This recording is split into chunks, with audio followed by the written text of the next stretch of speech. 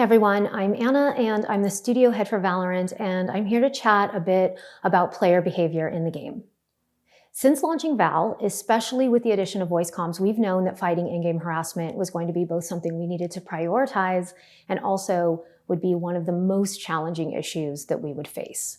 We've been working on systems and technologies, and we actually have been making a lot of progress, but having large global player communities presents unique challenges, evolving challenges. So we have to be ready and willing to re-examine things and hold ourselves accountable when things are not meeting our community's expectations.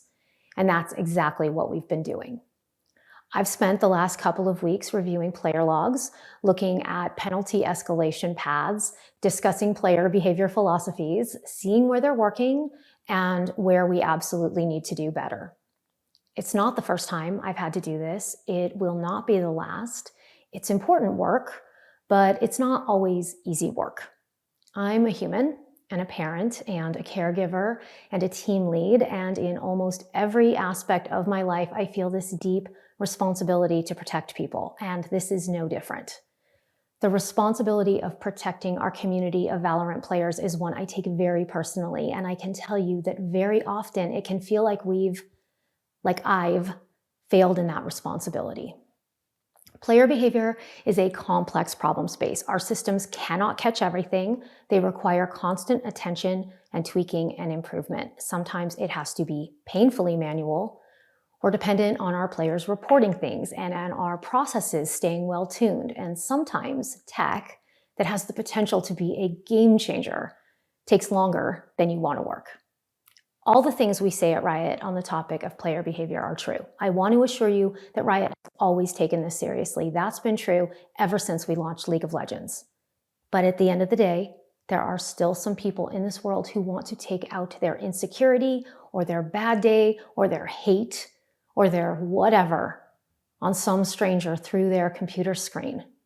So we work harder, we take steps forward, but here's the part I can't shake. In almost all cases, someone gets hurt in the process of making these systems better.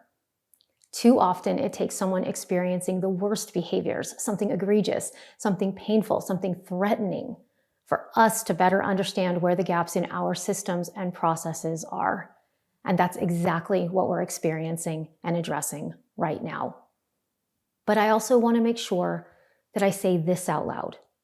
We have no room for these types of behavior in our game or in our community. VALORANT is a team game. It's better played as a team. The strats are better. All of it's better. When you tell someone to just mute comms to avoid harassment, you are essentially putting the harassed person in a position to not communicate, to compromise how they want to play the game, to accommodate you. Muting is a tool for people who choose to use it, not something that is there to justify bad behaviors. Competitive games need to have room for banter. We believe this, and I do understand the fear that we will sanitize gaming by over-addressing these issues. We have no interest in doing that. That's not what we're talking about here. But we do believe that a person should not be in a position to have to grow a thicker skin or whatever other unhelpful suggestions have been thrown out there just to avoid threats of violence or literal hate speech. There's no room in our community for the most egregious behaviors, and we're not going to compromise on that point. If you need to make truly evil statements under the guise of regular shit talk to enjoy gaming, then please play something else. We won't miss you. Val community, we can't stop them from opening their mouths and saying something awful. I wish we could, but we can't stop that part. What we can do is help escort them out of our game spaces. We do some of this already. The vast majority of the time when someone says something out of line and gets reprimanded, they learn as a result of our feedback systems. They keep playing, they rarely repeat offend. The number of players who exhibit these behaviors are not the majority, I assure you. In fact, they are a very small fraction of our player base. However, it has definitely become clear to us that our existing penalties are not doing enough right now to remove the most disruptive players from VALORANT in an efficient manner.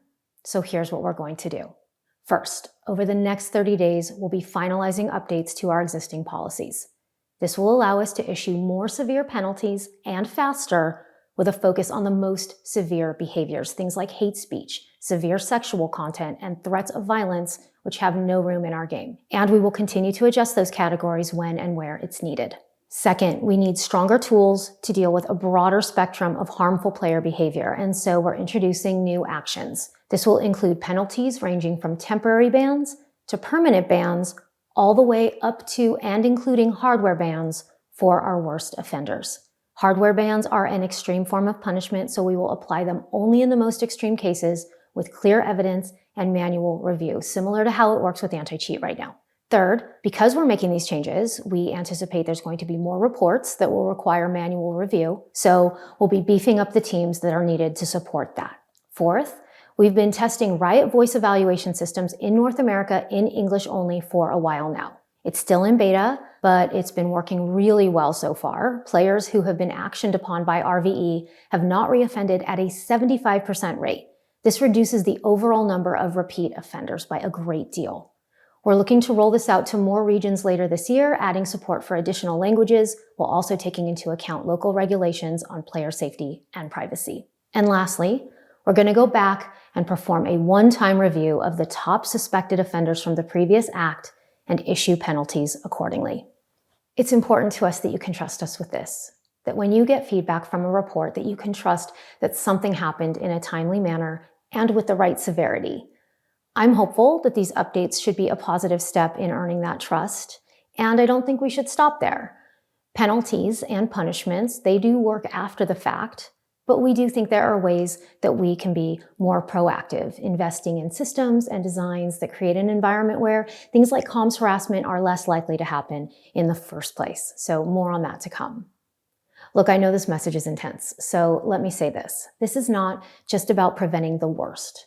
The goal is to make it so that the people who want to play Val are able to love playing Val.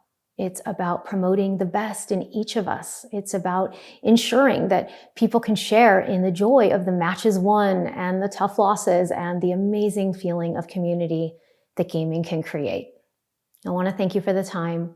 We're on this journey together, and despite the challenges, I know that the future we're building is bright and worth every effort. Thank you, everyone.